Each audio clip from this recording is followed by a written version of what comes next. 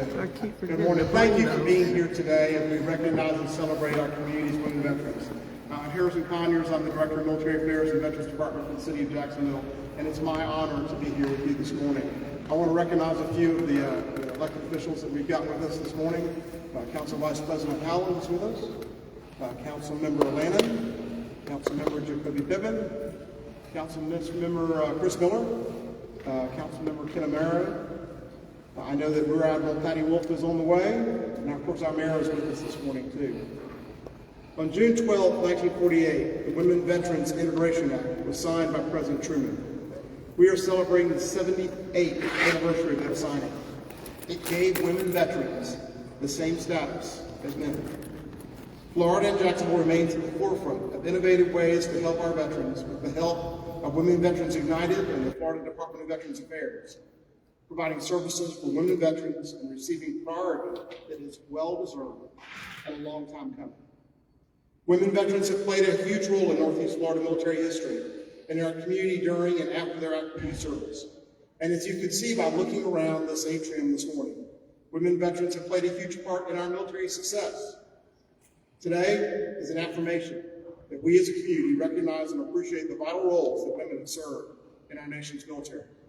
With that being said, I'd like to introduce Danny Hernandez, who served in the U.S. Navy from 1987 to 1994 as a hospital corpsman, specializing in aerospace medicine.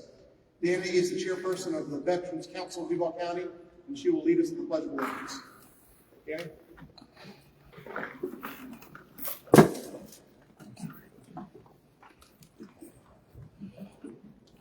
Allegiance to the flag of the United States of America, and to the republic for which it stands, one nation, under God, indivisible, with liberty and justice for all.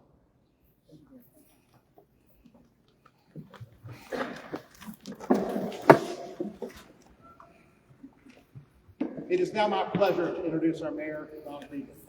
Mayor Deegan is the 45th mayor of the city of Jacksonville and the 9th mayor since the city consolidated in 1968. She's a fifth-generation Jacksonville native who loves the city with all her heart. Mayor Deegan was an award-winning local television news anchor and shared the stories of people living in every corner of this community. Mayor Deegan has consistently showed her commitment in supporting the events and services that recognize and support and honor our veterans and our military servicemen and women in this community. As mayor, she is focused on infrastructure, public health, military affairs and veteran services, and economic development to build a city that is fair and just for all of us. Please join me in welcoming Mayor Donna Deegan. Thank you, Harrison. Good morning, everyone. Good morning. Great to see you here. I always love to see this is always so well attended, and it should be. It's an honor to join you today as we gather to recognize and celebrate the women veterans who have served our nation with courage and with dedication and an unwavering commitment to something greater than themselves. Today is about gratitude, and it's also about recognition. It's about ensuring that the sacrifices and achievements of women veterans are seen, heard, and honored. Special thanks to Women Veterans Ignited and CEO Dee Quaranta for telling these stories and holding this week in recognition. It's 12 years now. Can you believe 12 years?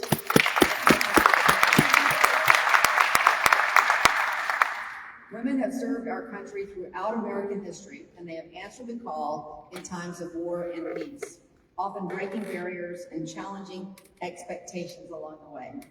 They are trailblazers who expanded opportunities for future generations and proved that leadership, strength, and patriotism have no gender. Here in Jacksonville, we understand the importance of service. As a proud military city, our identity is closely connected to the men and women who have worn the uniform. From generations of service, members stationed at Naval Air Station Jacksonville and Naval Station Mayport, to veterans who have chosen to make Jacksonville their home, our community has been shaped by their contributions. But the service of women veterans does not end when they take off the uniform. Across Jacksonville, women veterans continue to lead as business owners, educators, healthcare professionals, first responders, and public servants, volunteers, and community advocates as well. They bring the values they learned in military service, discipline, teamwork, integrity, into every corner of our city. Their stories are also stories of perseverance. Many women veterans served at a time when their contributions were not fully recognized. Yet they continued to lead, they continued to serve, they continued to make sure that they set the example for young people in the next generation. They opened doors for those who would follow. Their commitment reminds us that progress is built by people willing to push forward, even when the path is not easy. Perhaps one of the greatest gifts that women veterans provide is the example they do set for our next generation of young leaders. Young people, especially young women, can look at these leaders and see what is possible. They see courage, they see service, they see representation, they see a future without limits. Today, we also recognize that our responsibility extends beyond words of appreciation. Honoring veterans means supporting them. It means creating opportunities. It means strengthening services. It means building a community where every veteran, every single veteran has an opportunity to thrive and continue to contribute their talents and their leadership. Our City of Jacksonville Military Affairs and Veterans Department is doing this work every single day, and it does not go unnoticed, Harrison. You know that. We appreciate you so very much. I still owe you some chocolate chip cookies, by the way. To all the women veterans with us today, whether your service was decades ago or whether it was more recent, whether you served during conflict or whether you served during peacetime, please know that our entire city is so grateful, so very grateful to you. You have strengthened our nation, enriched our community, and inspired countless others. Today, we celebrate your service, we honor your sacrifice, and we recognize the legacy you continue to build each and every day. Thank you for your service, thank you for your leadership, and thank you for making Jacksonville and our nation stronger. It is in that spirit that it is my honor to proclaim the week of June 7th through June 13th, 2026 as Women Veterans Recognition Week here in Jacksonville.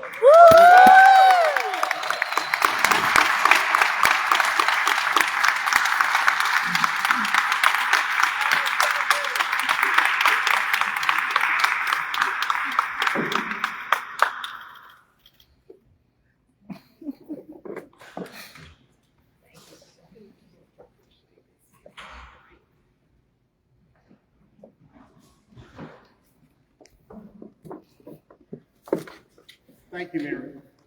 Yeah, we want to make D pop up a couple times today. Work on that angle there. The mayor mentioned recognition of our staff, Military Affairs and Veterans Department. Really, it's some of the hardest working people in the city. And 2 weeks ago, Memorial Day, the largest Memorial Day observance in the country. Last week, late last week, military spouse got out 1,000 military spouses being recognized in our community. We've got this great event today, and then tomorrow we drag them out into the Piney Woods to dedicate the Patriots Grove to commemorate our nation's 250th anniversary, 250 tree planting that we did way out on the west side. So we try to keep them busy. I don't know what we'll do between now and July 3rd when we host a concert on the river. So, but thank you, Mayor Deegan, for recognizing these women veterans and the role they play and continue to play in our community. I'd like to bring forward Dee Clemenza, a legend, a person who has dedicated so much of her life to the service to others. And it has been a pleasure to work with you over the years as you made this community more aware of the services that we needed to provide that we didn't provide for a long time. So, United States Air Force veteran, I see we got the Air Force up here represented. Yeah. Founder of Northeast Florida Women Veterans, later Women Veterans United. Your staff provide tremendous services in this community with financial assistance, development workshops, clothing, food, counseling, and a shelter for women veterans and their children. Welcome, Dee.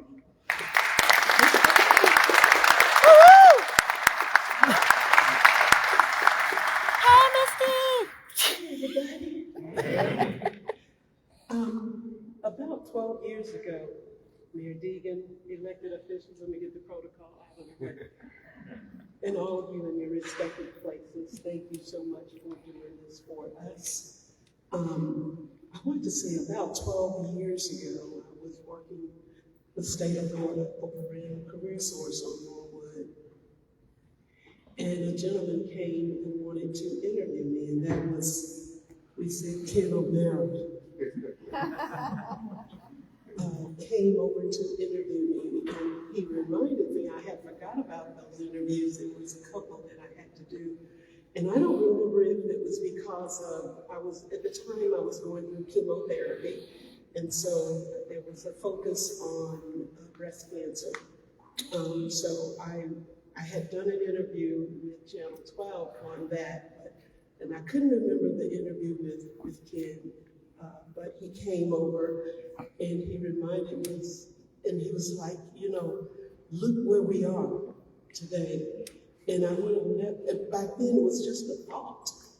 You know, this is what I want to do. It was something that I thought was necessary for our city, having the largest group of women veterans in the state of Florida, this region, second largest in the country. That's a lot of women in this area. And I thought, why not have something for them? And so, like I said, I'll just do it. I don't know what I'm doing. I don't know where to start.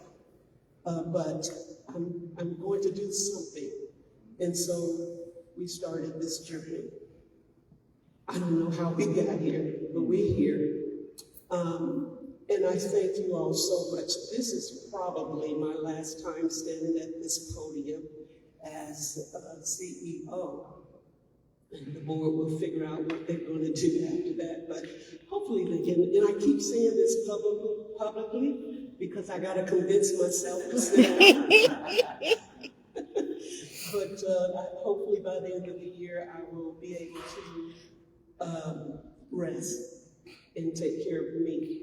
So I thank you all so much. This week of recognition was created to bring awareness to the challenges. There were so many challenges that women veterans face, and also to look at the accomplishments that they have made over the decades in our military. We know about G.I. Joe, but we are G.I. Jane. And so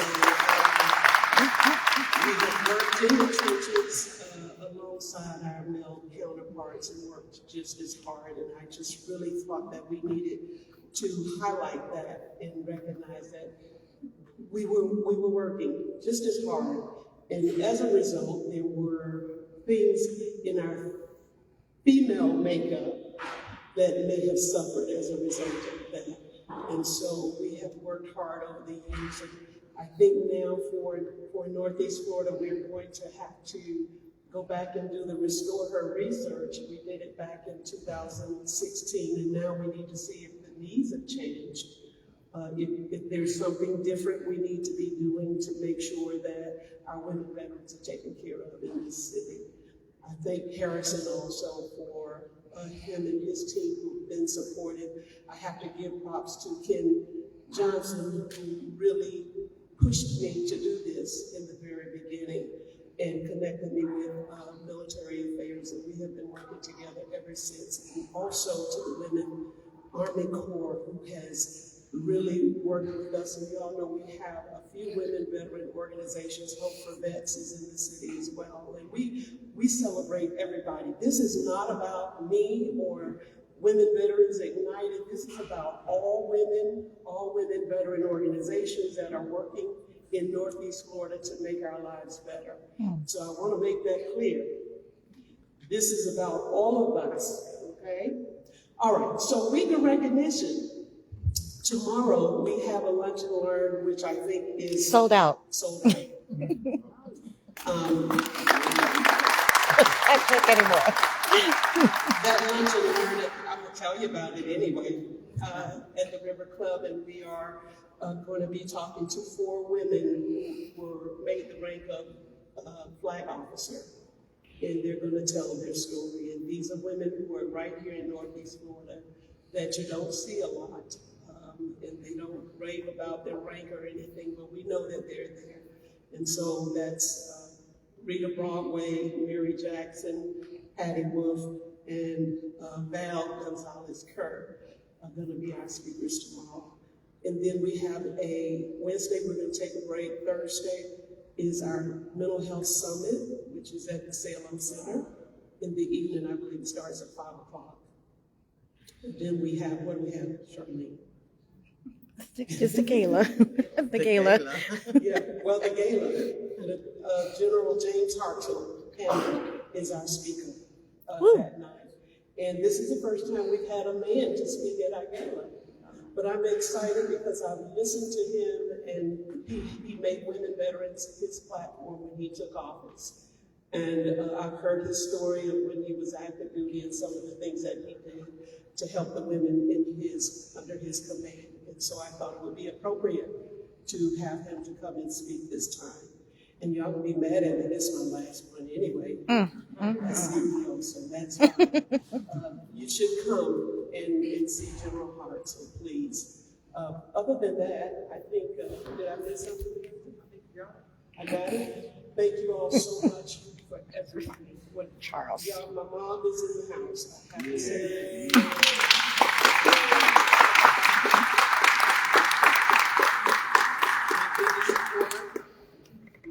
Biggest supporter. But thank you all so much for coming, and I will turn it back over to what did I forget? Charles. My board chair, Charles. Just ready. What? Thank you.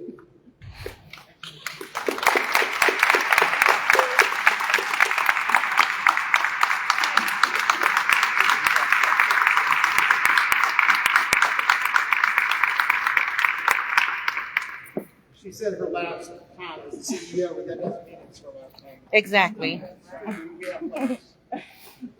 This concludes this opportunity, but media is here. Anybody wants to talk to our legendary women veterans here in the community, please come forward and speak. Thank you. Thank you.